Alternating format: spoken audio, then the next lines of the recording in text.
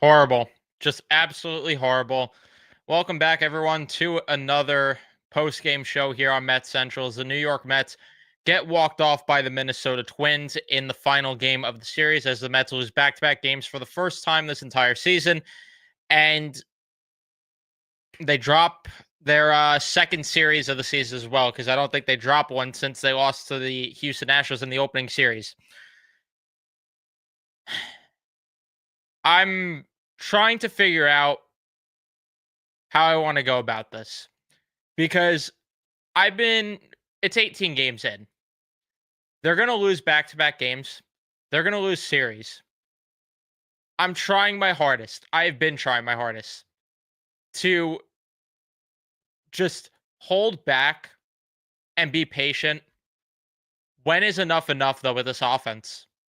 When do we start saying that they need to wake the hell up? I know it's 162 games during a season, and we haven't even hit the 20 game mark, but something's got to give with the plate approach at least.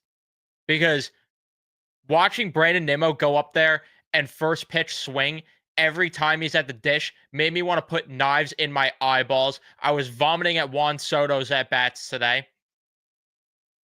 Acuna had a big hit, was vomiting outside of that with the at bats that he was taking. There's no competent hitting out of the center field position. Something has to give because the only guy that has been consistent and goes up there with a plate approach and where I feel confident that something's going to happen is Pete Alonso. That's it. And there's a guy that the Mets almost didn't even bring back this year. And he's the only one that has provided anything for this team. And without him, I don't know where they are. I truthfully don't know because this record is what it is. This record's not lasting if the offense is going to be this way. It's not going to last long at all. I'm sick and tired of it. Eric Chavez, at the very least, needs to go. And I don't care that it's 18 games in. This is longer than an 18-game thing with Chavez. This is just what the offense's DNA is under Chavez. It has been this way for a while now.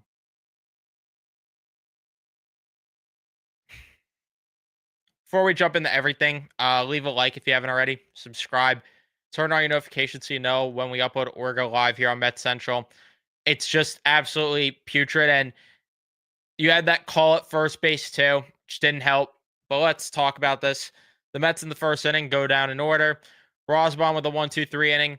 And it's just like it's the same thing every time, right? Because leadoff double from Jesse Winker. Nimmo gets a single. You string together back-to-back hits, and for whatever reason, they end up sending Jesse Winker there. They send Jesse Winker, and he ended up getting tagged out at the plate there. He avoided the initial tag, just couldn't get his hand on the plate. Acuna strikes out. Taylor flies out to end the inning. Then, after a walk, Hageman comes in. Credit to him, who really just did good work today. Like, really good work from him. The fact that he did what he had to do, come in and eat a couple of innings and make his MLB debut. Good for him. He did good today. Like, I'm not going to sit here and be mad that he got charged with the one run. He did what he was supposed to do. He kept them in the baseball game in 8 innings. But in terms of the offensive side of things, I mean, the 4th inning, they get traffic on the bases. No one coming through with a big hit. The 5th inning, you get back-to-back singles. Brett Beatty's giving you hits. And then Lindor gets hit by a pitch. Juan Soto. I'm getting to a point where I'm done defending this crap. Hit with runners in scoring position, man. Hit with runners in scoring position. He had a pitch right in his wheelhouse. And first pitch swinging with a new pitcher coming in and not absolutely tanking that down the middle. He's got to produce with runners in scoring position. The honeymoon's over, man. And I'm not, again, I want to make this clear that I'm not saying he won't be better.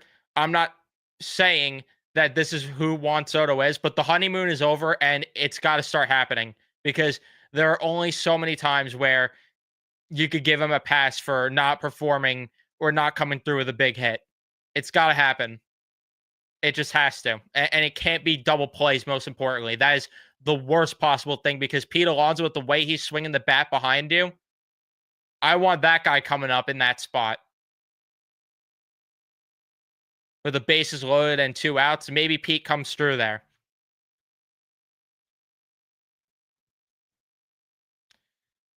Fifth inning, like I said, a little bit of trouble as Hagman allows that leadoff double there, which I want to make this clear.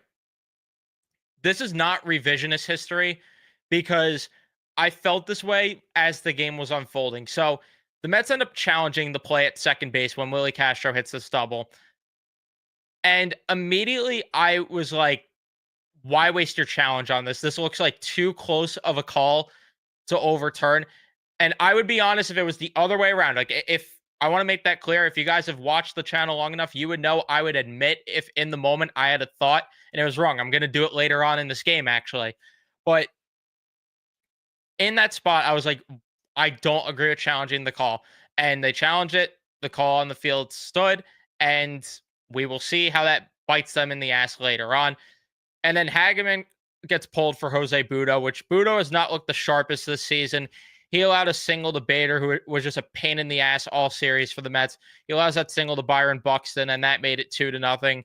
And all of a sudden, it just felt like, and with the way the offense was performing, and then the Twins tacking on another run in the 6th inning, which let's talk about that one. So, which with Jose Budo struggling, he allowed that walk to Ryan Jeffers. Willie Castro gets that single. And that he was clearly out at first base. He was clearly out at first base, but the Mets did not have their challenge. And Jose Budo, he gets just as much blame in this. He's busy arguing with the umpire. Look at the plate and make the play and then argue with the ump. Because the Mets win this game if that play is made at home plate. We're talking about a different ball game. We're talking about a win in 9 innings. And instead, he's arguing with the umpire. The umpire made a horrible call, which I wish that there would be crew chief reviews for something like that, where it was. The thing is, it was clear as day, too. That's what was really aggravating about it. Either way, though, in the 7th inning, you had a Brett Beatty single. That was about it. Tyrone Taylor hit the umpire, too, which was poetic, I guess you could say. I'm trying to be nice. You go on Twitter if you want to see the unhinged reactions to that one. Ryan Stanek comes in. He struggled a bit, but got out of the jam. The 8th inning, the Mets rallied, though. Lindor got that single. Soto strikes out. Alonso with that double to make it 3-1. Winker with a double, which made it 3-2. And then Nimmo grounds out, but Acuna. This is where I'll admit I was wrong about something. I wanted Mark Vientos to pinch hit here, and I know Vientos has not swung the bat well lately, but Acuna was 0 for 3 at that point in the game, had 3 strikeouts. I felt get aggressive and put Vientos in to make sure you get this run home. And they end up sticking with Acuna. It worked out. Scored Jesse Winker. Tie game. And then Tyrone Taylor just gets robbed out there in left field by Harrison Bader because that's just, again, how it's been. AJ Minter, good inning from him. The 9th inning, Lindor got a walk. That was about it. Edwin Diaz comes into the game, scares us as he's nibbling the zone to Harrison Bader. Thankfully, Torrens caught him stealing there at second base. Then he gets 2 strikeouts. So, again, bends but doesn't break. The 10th inning, though, I knew they lost the game when they didn't score here. Pete Alonso gets that leadoff walk. And then back to back. So you watch Pete Alonso draw a walk right in front of your eyes. Not even hitting the zone in any way. With Sands, that is. He didn't hit the zone once in that entire at-bat. And you're going up there, first pitch swinging. I want to make it clear, I'm not so anti-first pitch swinging, but it's situational. And when you see the guy in front of you draw a walk and none of the pitches are in the zone, if you're first pitch swinging, and this is where the only time I'm accepting first pitch swinging is if you absolutely daddy hack that shit and send it out of the ballpark. Instead, grounds into a double play, and then Brandon Nimmo first pitch swinging on an inside cutter. And when I saw Byron Buxton was on second base, I knew this game was done because Ty France gets that single, and that was it.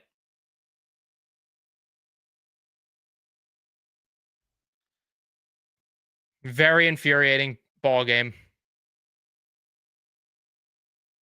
Very infuriating ball game. It's just this offense 3 for 12 with runners in scoring position. You could look at the box score and say that some guys individually it wasn't that bad. When you watch the game though in depth, it's just again not getting timely hits at all. Just not at all. You got what you needed to from the pitching staff. Like I'm not mad at all that they allowed 3 runs. One of them shouldn't have even happened, but the bullpen did their job. I'm not even mad at Reed Garrett for allowing that hit because the freaking runner on second rule will forever piss me off. I don't know if that's a boomer take around these parts, but um, at the same time, scoring the 10th inning and doesn't even matter. That's also why I'm not mad at him. Score in the 10th inning. Pete Alonso draws a leadoff walk and a double play, and then first pitch swinging on an inside pitch. There's just no plate approach right now. And Brandon Nimmo, the fact that he was it how many at bats today did he go up there first pitch swinging? It felt like it was every single one except for the one where he drew the walk. It might have actually been. Let's fact check that one because the single first pitch swing, the ground out first pitch swinging, obviously the last at bat, and then there's one more in there. The ground out first pitch swinging, yeah.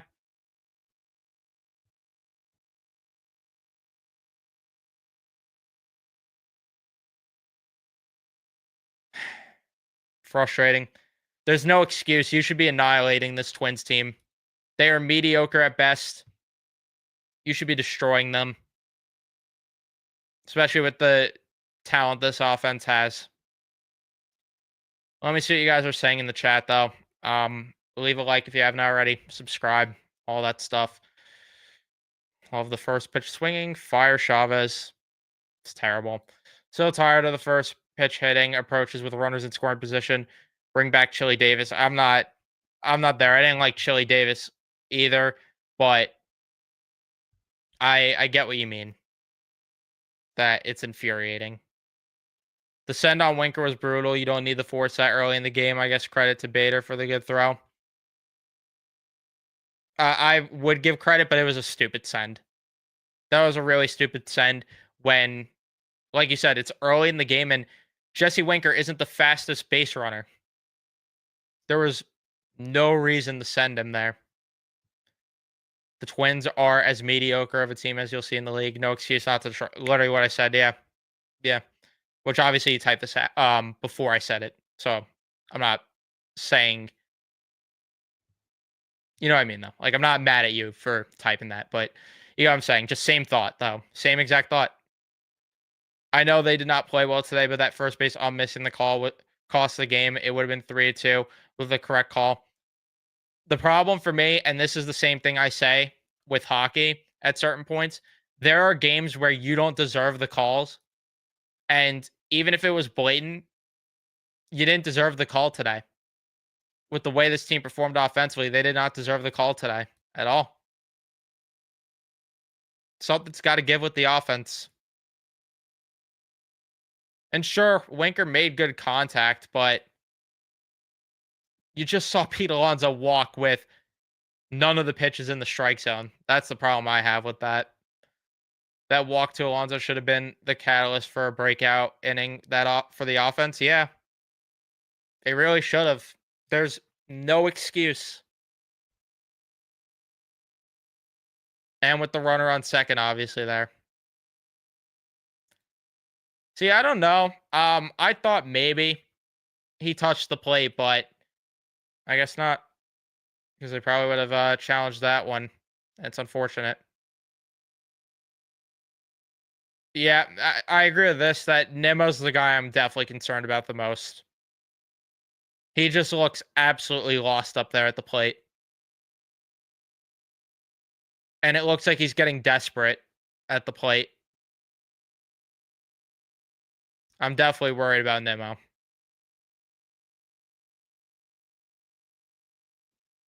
Canning will start tomorrow. Peterson game 2, Senga game 3, Holmes game 4. That makes sense. So they kind of got pressured in there with using the extra starter right now, which maybe Blackburn will be available the next turn through, but we'll see. We will see. Really pissed about the series. Gotta beat these teams. That's the thing. That's the thing that worries me is that if you're not hitting well against these type of teams, what's going to happen when you play the top end teams? What's going to happen?